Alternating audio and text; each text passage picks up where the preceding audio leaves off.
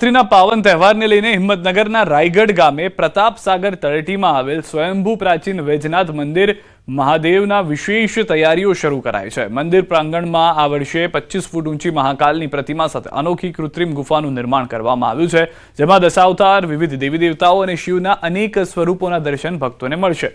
વૈજનાથ યુવક મંડળ દ્વારા 2 માસથી ચાલી રહેલી તૈયારી બાદ હવે મહાશિવરાત્રિના દિવસે વહેલી સવારથી દર્શન માટે ખુલ્લા મૂકવામાં આવશે। ભક્તોને દેવી દેવતા અને શિવના અનેક સ્વરૂપોના દર્શન કરવાનો લાભો મળશે।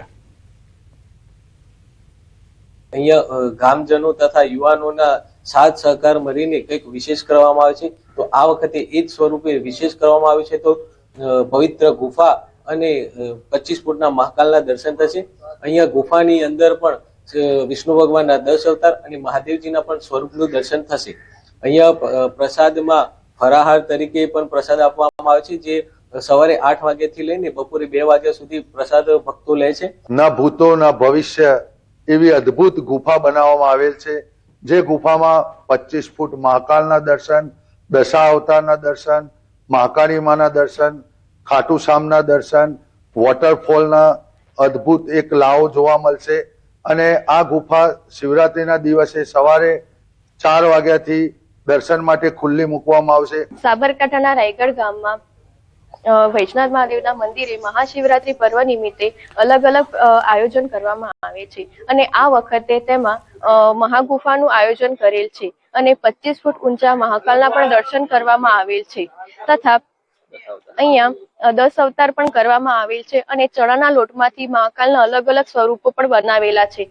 વાડોદરામાં આવેલી પાણીની ટાંકી અત્યંત જર્જરિત હાલતમાં છે। ગામના મધ્યમાં આવેલી આ ટાંકી માત્ર કોન્ક્રીટનું માળખું નથી, પણ ગ્રામજનો માટે મોતનો માચડો બની ગઈ છે। ગમે ત્યારે ધરાશાયી થઈ શકે છે તેવી ટાંકી પાસે સરકારી પ્રાથમિક શાળા, આંગણવાડી અને ગ્રામ પંચાયતની કચેરી આવેલી છે।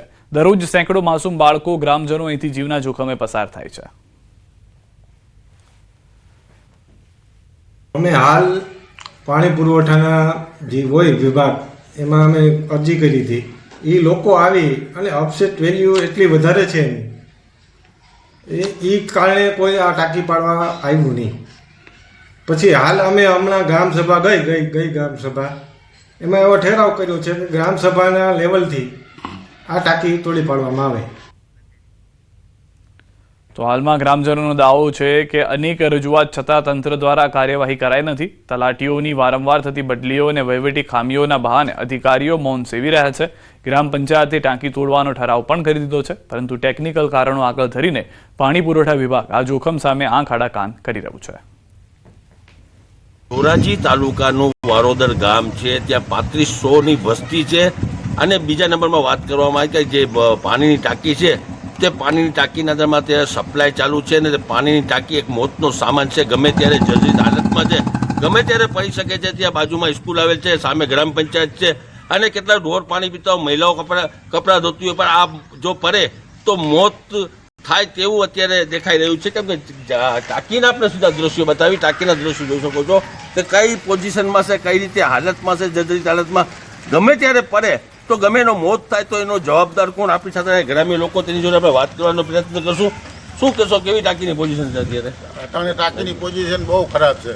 હડકે પડકે બધી ગ્રામ પંચાયત છે, તે પછી સ્કૂલો આવેલ છે, સરકારી દવાખાનું આવેલ છે, આ કેદી પડે એનું કંઈ નક્કી નથી। એવી જર્જરિત હાલતમાં થઈ ગયું તો કોઈ અહીં જવાબ દેતો નથી। શું કહેશો, અત્યારે આ 3500ની વસ્તી છે, મહિલાઓ કપડાં ધોતી હોય છે, કેવો જોખમ? બહુ મોટો જોખમ છે અટાણે, તો આનું શું કરવું એમ? તમે રજૂઆત કરી છતાં શું જવાબ મળે? રજૂઆત કરી કેટલી વાર રજૂઆત કરી છે તો કોઈ અહીંયા જવાબ નથી આપતું। શું કહેશો ભાઈ અત્યારે તમે? સાહેબ એટલું ખરાબ થઈ ગયું છે કે એટલી રજૂઆત કરતા અમારા સરપંચ શ્રી, સભ્યો શ્રી બધા બહુ આના માટે કરે છે પ્રયત્ન કે ભાઈ જર્જરી થઈ ગયો છે તો એને આપણે કાંઈક ગમે નિવારણ કરીએ, પણ તંત્ર જ ઉપરથી જવાબ નથી દેતું તો સરપંચના સભ્યો બિચારા શું કરે એમ। બાકી આ પડે ખાસ બે દી અમે ત્યાં સામે બેઠા હોય, એટલા પોળા નીચે પડે છે, બૈરાઓ અહીંયા કપડાં ધોતા હોય, અહીંયા ના આવે તો બીજે ક્યાં ધોવા જાય? પાણીની મુસીબત છે અમારે, તો બીજાના માટે શું કરવું એમ? આ ટાંકી એટલી બધી જર્જરિત છે કે મોતનું સામાન કહી શકાય, કે ગમે ત્યારે પડે તો આ મોટો જોખમ થાય કે કોઈના મોત થાય। કેમ કે પશુઓ અને સામે જે સ્કૂલ આવેલ છે તે સ્કૂલમાંથી બાળકો નીકળતા હોય છે, પણ આ ટાંકી એટલી બધી જર્જરિત છે, અત્યારે પાણી સપ્લાય બી ચાલુ છે, તેને લઈને જો પડે તો મોટો જોખમ થાય તેનો જવાબદાર કોણ, એક મોટો સવાલ છે. મુનાફાખાલી રિજન ગુજરાત. સમાચાર અંબાજીમાં ડિમોલિશનની કામગીરી શરૂ થઈ છે. ગેરકાયદે દબાણ પર તંત્રનું ચાલ્યું છે બુલડોઝર. ગબ્બર તળેટીમાં ગેરકાયદે દબાણો હટાવાયા છે. વહેલી સવારે 4 દુકાનોને તોડી પડાઈ. અગાઉ દુકાનોને કોર્ટમાંથી મળ્યો હતો સ્ટે. હાઈકોર્ટે સ્ટે હટાવી લેતા દુકાનો તોડી પડાઈ છે. પોલીસ બંદોબસ્ત સાથે કરાઈ કાર્યવાહી. તો દ્રશ્યોમાં પણ આપ જોઈ રહ્યા છો, વહેલી સવારથી જે છે તે કામગીરી શરૂ કરવામાં આવી છે. પોલીસ બંદોબસ્ત પણ તે માટે રાખવામાં આવ્યો છે જેથી કોઈ અઘટિત ઘટના ન ઘટે. હાલમાં અંબાજીમાં દબાણ હટાવ ઝુંબેશ છે તે પૂર જોશમાં ચાલી રહ્યું હોવાનું દ્રશ્યોથી સ્પષ્ટ થઈ રહ્યું છે. ગેરકાયદે દબાણ પર બુલડોઝર ફરી વળશે તે પહેલાથી જ નોટિસ આપી દેવામાં આવી હતી ને હવે તે એક્શનમાં પણ જોવા મળી રહ્યું છે. ગબ્બર તળેટીમાં ગેરકાયદે દબાણોને હટાવવામાં આવી રહ્યા છે. ઋષિકેશ પટેલ તેમજ અખિલ ગુજરાત વિદ્યુત કામદાર સંઘના અધ્યક્ષ ભરત પંડ્યાને ભાજપના પ્રદેશ ઉપાધ્યક્ષ તરીકે વરણી કરાતા ગુજરાત રાજ્ય વિદ્યુત કામદાર સંઘે અંબાજી ખાતે તેમનો સત્કાર સમારોહ યોજવામાં આવ્યો. મંત્રી ઋષિકેશ પટેલ અંબાજી પહોંચતા ઢોલ નગારાથી તેમનું સ્વાગત કરાયું. સાલ ઓઢાડી સ્મૃતિ ચિહ્ન આપી તેમનું સન્માન કરાયું. કાર્યક્રમમાં વીજ કામદારોએ વીજ મંત્રી ઋષિકેશ પટેલને વિવિધ રજૂઆતો કરી. ઋષિકેશ પટેલે વીજ કામદારોના પ્રશ્નો સાંભળીને તેમનો નિકાલ લાવવા ખાતરી આપી હતી. ઉર્જા મંત્રી સાહેબને હું આજે વિનંતી કરી કે આ ટેકનિકલ સ્ટાફ માટે આપણે વીજ અકસ્માત ઘટાડીએ, ઉર્જા ક્ષેત્રને હજુ વધુ મજબૂત પ્રજામાં સેવાઓ કેવી રીતે પૂરી પાડવી એની ચર્ચા કરી. કે અમારા કર્મચારીઓને ક્યાંય જાનનું જોખમ હોય તેની સુરક્ષાના સંદર્ભમાં સરકાર જે પણ પગલાં લેવા હોય પગલાં લે અને એમાં કડક રીતે પગલાં લે જેથી અમારા કોઈ પણ કર્મચારીનું જીવનું જોખમ ન રહે એ પ્રકારની અમારી લાગણી વ્યક્ત કરી છે. હું ચોક્કસ એને લગતા બધા અધિકારીઓની સાથે બેસી ઓન ધ સ્પોટ નિકાલ કરાય. ધરારનગરમાં રોગચાળાએ માથું ઊંચક્યું છે. પાણીજન્ય રોગચાળો વકરતા જીજી હોસ્પિટલમાં દર્દીઓની સંખ્યામાં વધારો થયો છે. હોસ્પિટલમાં અત્યાર સુધીમાં ઝાડા ઉલટીના 20થી વધુ કેસ નોંધાયા છે. જ્યારે સ્થાનિકોએ દાવો કર્યો છે કે ગંદુ પાણી પીવાથી લોકોના સ્વાસ્થ્ય પર અસર પડી છે. પાણીની ગુણવત્તા અંગે સ્થાનિકોમાં ભારે રોષ જોવા મળી રહ્યો છે. તો શહેરના અનેક વિસ્તારમાં ગંદા પાણીથી લોકો ત્રસ્ત છે. મનપા દ્વારા શુદ્ધ પાણી આપવામાં આવે તેવી સ્થાનિકો માંગ કરી રહ્યા છે. ધરાનગર 1માં પાણી ખરાબ આવતું, મારી છોકરીની હાલત ખરાબ થઈ ગઈ છે. ઝાડા ઉલટી થઈ ગયા છે એને. બાટલા ચડે તો બાટલા રહેતા નથી પેટમાં. લીલી કાચ જેવી ઉલટી કરી નાખે છે તરત જ. અમે તાત્કાલિક 108માં છોકરીને લઈને આવ્યા છીએ. આવતીકાલે ખરાબ પાણીની વજહ છે મારો ભાઈ, મારા પપ્પા અને મારા મમ્મી અને એક છોકરો નાનો, એની વજહ છે તબિયત વધારે ખરાબ છે. હજી થયા નથી, એના કરતાં વધે જાય. શું થયું છે? હે શું થયું? તને ચારે ને ફૂલપરી ઉસરા રોડ પર ટ્રક ફસાઈ. અંડરપાસની ઊંચાઈ ઓછી હોવાથી ટ્રક ફસાઈ.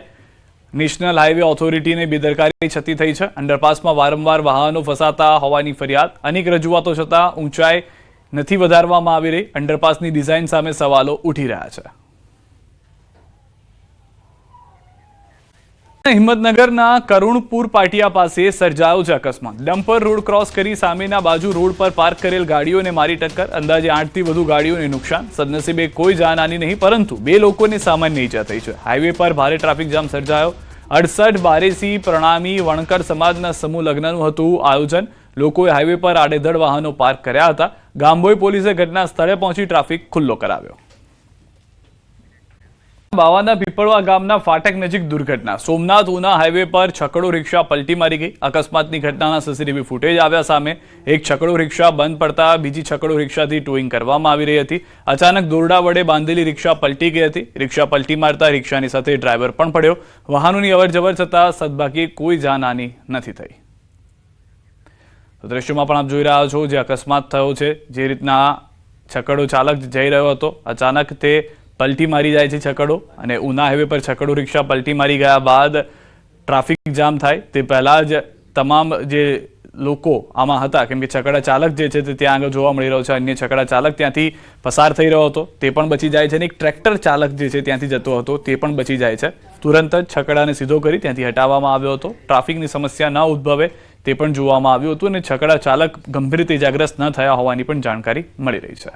સમૂહ લગ્નમાં ફરી એકવાર મંત્રી પરસોત્તમ સોલંકીનું નિવેદન. મંત્રી પરસોત્તમ સોલંકીએ નિવેદન આપતા જણાવ્યું કે ઘણીવાર જાહેરમાં ભાષણમાં કહી દઉં છું, કોઈ ના સમજે તો ધોકાવાળી કરાય. તેમણે વધુમાં કહ્યું કે જ્યારે આ મુદ્દો સમાચારમાં આવ્યો ત્યારે ટીવી વાળાઓએ તેનો ઘણો પ્રચાર કર્યો અને મને પૂછ્યું કે તમારે શું કહેવું છે. મેં કહ્યું કે મેં જે કહ્યું છે તે સાચું છે. તમે ના સમજો તો એ તમારો વિષય છે. જો મારા કોળી સમાજને કોઈ દુઃખી કરતું હશે તો હું નહીં છોડું. બીજા કરે કે ના કરે, પણ મને મારો કોળી સમાજ બહુ પ્યારો છે. હું જે કરું છું તે દિલથી કરું છું અને સમાજના ભલા માટે કરું છું. કે કોઈ ન સમજે ને તો ધોકાવાળી કરે. આ પ્રશ્નના સમાચારમાં જયારે આવ્યું ને ત્યારે ટીવી વાળાએ ઘણો એનો પ્રચાર કર્યો અને મને પૂછ્યું કે તમારે શું કહેવાનું. મેં જે કીધું ને સાચું છે. તમે ના સમજો તો તમારો વિષય, પણ મારા માટે સાચું છે અને મારા સમાજની જરૂર છે. એ નહીં સમજે તો કોણ સમજે? એટલે મારો સમાજ સમજે અને હું કહું છું સમાજે સમજે. એટલે મારે આ બધું કઈ વાત કરવાની જરૂર નથી. મારા સમાજને કોઈ દુઃખી કરશે ને તો હું નહીં છું. એ લોકો કરે કે ના કરે, પણ મને મારો કોળી સમાજ બહુ પ્યારો. ગીર સોમનાથમાં ઉના કોળી સમાજના સમૂહ લગ્નોત્સવમાં રાજુલાના ધારાસભ્ય હીરા સોલંકીએ શાયરાના અંદાજમાં કહ્યું, તેરે દિન अच्छे हैं तो मुझसे किनारा कर ले, हम तो बुरे लोग हैं, बुरे वक्त में काम आते हैं. શાયરી પછી તેમણે ઉમેર્યું, જેને જે સમજવું હોય તે સમજે, અમને જેવો સમજવું હોય તેવો સમજજો, પરંતુ જ્યારે તમારો ખરાબ સમય આવશે ત્યારે પરસોત્તમ સોલંકી અને હીરા સોલંકીના પરિવારને યાદ કરજો. અમે તમારી પડખે ઊભા રહીશું. तेरे दिन अच्छे हैं तो मुझसे किनारा कर ले, तेरे दिन अच्छे हैं तो मुझसे किनारा कर ले, हम तो बुरे लोग हैं, बुरे वक्त में काम आते हैं. જેને જે સમજવું એ સમજે, અમને જેવા સમજવું એવા સમજે, પણ અમારે જે સમય તમારો બુરો વખત આવશે ને એ સમયે તમે કોઈ દેખાય કે ન દેખાય, પરસોત્તમભાઈને હાકલ કરજો, હીરાલાલ સોલંકીને હાકલ કરજો, દિવેશને હાકલ કરજો, આ ચેતન કુમારને આ જમાયો બેઠા છે હાકલ કરજો. તમારો જમણો બંધ બનીને તમારા પડકે ઉભા રહેવાના સંપૂર્ણ પ્રયત્ન કરજો. આજે ખૂબ સમાજે પ્રેમ આપ્યો. ભાભરમાં ઠાકોર સમાજની બેઠકમાં ગેનીબેનનું સંબોધન. સમાજે જે નિયમો ઘડ્યા છે તેમાં ડીજે વગાડવા પરનો પ્રતિબંધ યથાવત રહેશે. કોઈ પણ પ્રકારનો ફેરફાર કરવામાં આવશે નહીં. અલ્પેશભાઈએ પણ આ મુદ્દે મક્કમતા દર્શાવી છે. પરંપરાગત ઢોલ, નાસિક ઢોલ કે શરણાઈ જેવા સાધનોનો ઉપયોગ કરી શકાય. જો કોઈ પોતાના ખેતરમાં કે ટ્રેક્ટર પર નાની સાઉન્ડ સિસ્ટમ વગાડીને મનોરંજન કરે તો તેમાં સમાજને વાંધો નથી, પરંતુ જાહેર પ્રસંગોમાં મોટેથી ડીજે વગાડીને બીજાને હેરાનગતિ કરવી યોગ્ય નથી. નિયમોનો ભંગ કરનારને સૌજન્ય મીડિયામાં સારી ભાષામાં જવાબ આપવો જોઈએ. હવે આ બંધારણ પાસ થઈ ગયું છે. હવે 2027 સુધી કોઈ ફેરફાર થવાનું નથી તેવું પણ ગેનીબેને જણાવ્યું છે. જે ડીજે વાળી વાત તો કરવાની નથી, એમાં કશું કોઈ જ ફેરફાર કરવાનો નથી.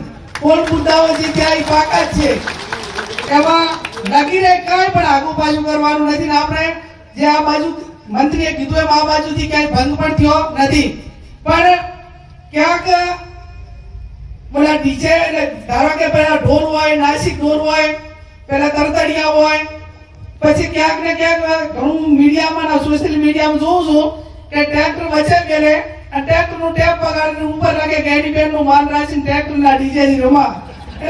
એટલે આપણે બંધ કરાવવાના પેલા રસ્તા તો કઈક નાના નાના નીકળી રહ્યા છે.